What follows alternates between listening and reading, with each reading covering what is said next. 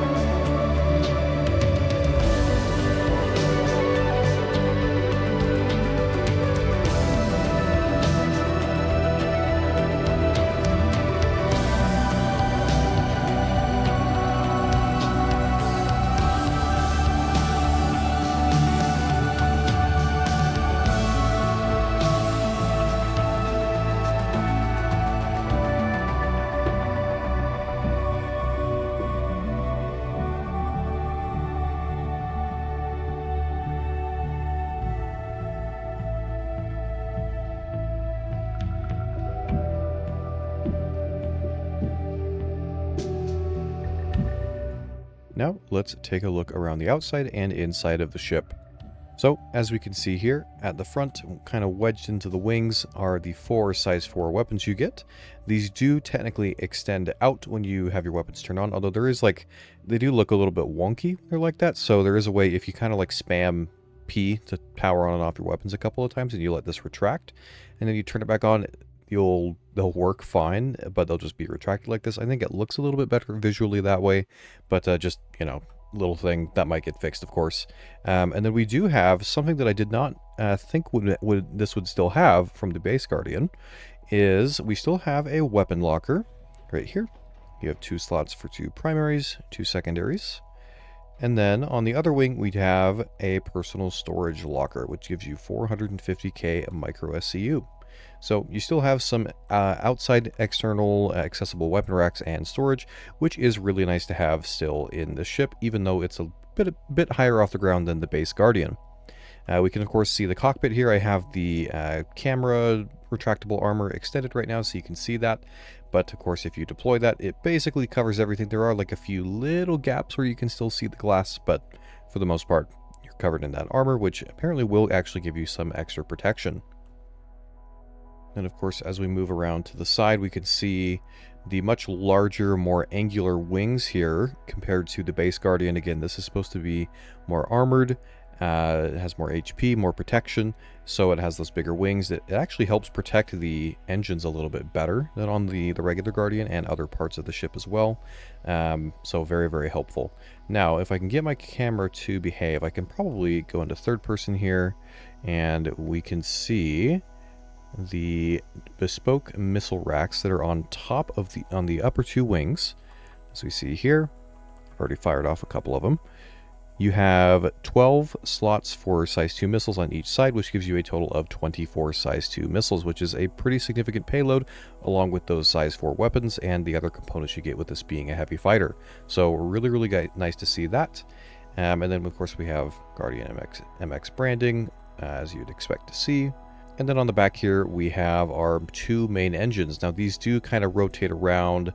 They do act as both main thrusters, maneuvering thrusters, I believe, because of how they rotate and stuff. So they are really, really cool looking when you see them in flight. But of course, you do have to be careful to not get them shot off, because if you get one shot off, you are going to be in a load of trouble, and you will probably just be spinning rapidly. And then as we come up to the back here, a couple little things. We do have our fuel port right here. Not usable quite yet, but it is there for in the future when you can use that. And then we have our elevator to use to get into the ship.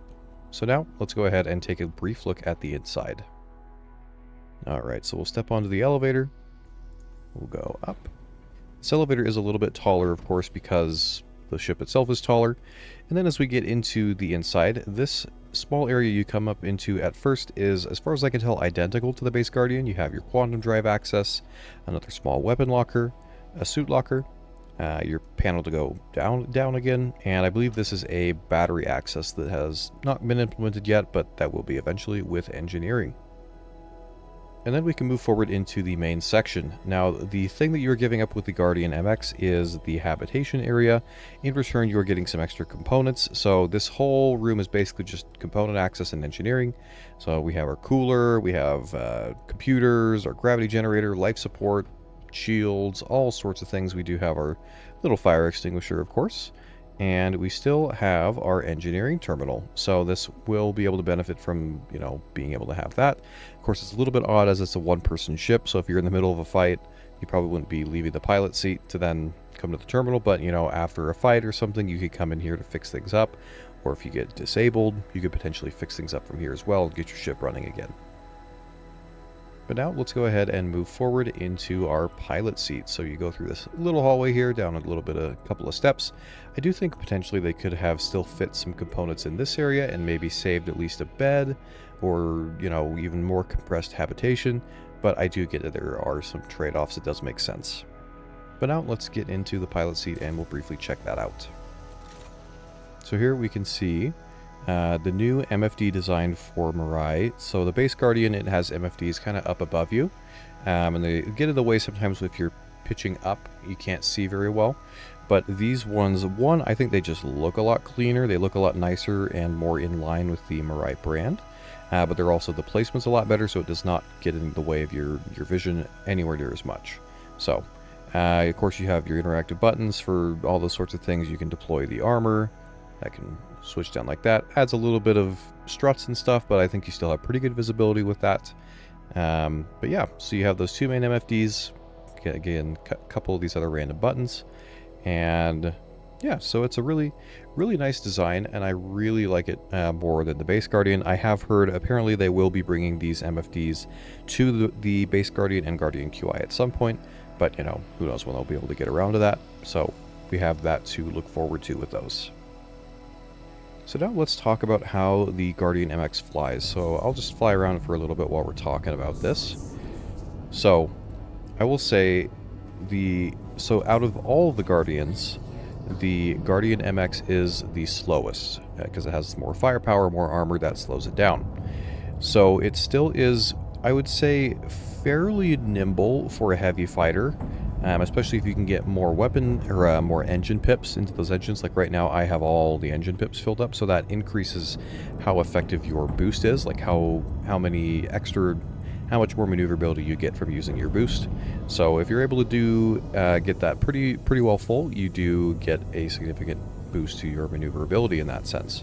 So I would say it does win out against some of the other heavy fighters like the F8 in that sense, possibly against the Vanguard as well. Something like the Scorpius would probably have better straight line speed, but not necessarily as good of a turn rate as this. So I think this is a pretty good balance of turning, acceleration, and all of those things. Firepower, you name it. Now, when I've done some testing with this previously, I have mostly compared it to the F8, just because that's what I had access to pretty easily, and two, they do share they have similar components. Their weapon loadouts do similar damage.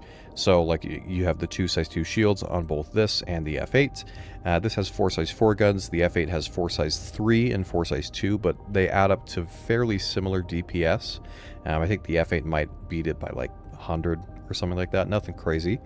But overall, when I've tested both of them, I feel like the Guardian does seem to perform better.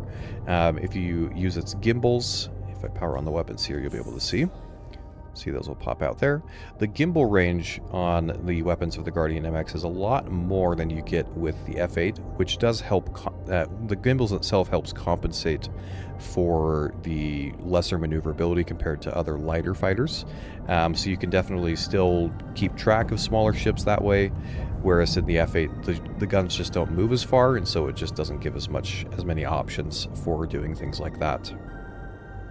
Now, another question is, is this ship worth the price? Again, it comes in at $290 store credit, or if you buy it during the initial sale, it'll be, I believe, $270. I would personally say, unless you really, really want it, like if you're like, I just have to have it, I would say just hold off on getting it until it's available in game, because for $290 you could get like a Corsair and a Pisces, or you could get some other much larger ships that have a lot more utility, whereas this is pretty much all combat and you can't really do a lot else with it. So I would recommend just waiting for it to come into the in-game shops and then buy it then. We haven't seen, I just realized we haven't seen the regular Guardian and Guardian QI in the in-game shops yet. So hopefully we see those soon as well. But yeah, unless you really have to have it, I would say just wait for it to be in-game, and then you'll be able to use it quite a lot. And it'll probably serve you really, really, really well for a lot of PvE stuff, potentially some PvP encounters as well. In a solo dogfight, I don't think you'd fare well against, of course, any lighter or medium fighters. But I would say if you're in a group scenario, having some medium and light fighters mixed in with a couple of heavy fighters could come up with a lot better outcome for you, because you have the added firepower of the heavy fighters, but you still have some lighter fighters that are able to cover for you. And if some smaller fighter gets in your blind spot, or they're just able to outturn you. So there's a couple of ways that you could use it in that sense. Now, I think the last thing I'll touch on is just what the differences, of course, between deciding on, say, this ship or the base Guardian or Guardian QI. Again, the biggest thing is the Guardian QI and regular base Guardian will be a little bit more maneuverable than this. They do lose the quad size 4s in return for dual size 5s. Dual size 5s are still going to do a crap ton of damage, though. And something to consider is in the future, once we have more built out armor systems with Maelstrom and all that, from what we have heard, size 4 weapons will not be as effective against larger ship armor and such things like that as size 5 weapons will be. So that's something to consider. Heavy fighters a lot of the time, again, are going to be going after larger targets. So if you have the size 4s, you probably won't be able to go after those larger targets as effectively, be able to get through the armor. Whereas with the size 5s on the Guardian, you will be able to. Of course, then you're sacrificing a little bit of protection, going down to one size 2 shield, but you do gain a little bit more maneuverability from that. So that's something to think about if you are considering this. Again, that doesn't matter a ton right now, but it will more in the future. It might even matter more once we get engineering. I have no idea. So we'll have to see how that ends up turning out. But overall, my thoughts are pretty positive on the Guardian MX as a ship by itself. I really like the feel of it, really like how it flies, its weapons package, and how it performs in combat. So I would say, again, once it's in game, I would strongly recommend buying it for use in PvE, some PvP activities, all sorts of things. But let me know your thoughts in the comments on what do you think about the ship? Did you end up picking one up during Invictus, or are you just going to wait for it to be in-game? I would love to hear what you think about it. But that's going to do it for my thoughts. Again, if you enjoyed this video, feel free to leave it a like, as it really helps the channel. Feel free to subscribe for more ship reviews and Star Citizen news as we cover patches and all sorts of things as we go throughout this year and years beyond. And until next time, I will see you in the verse.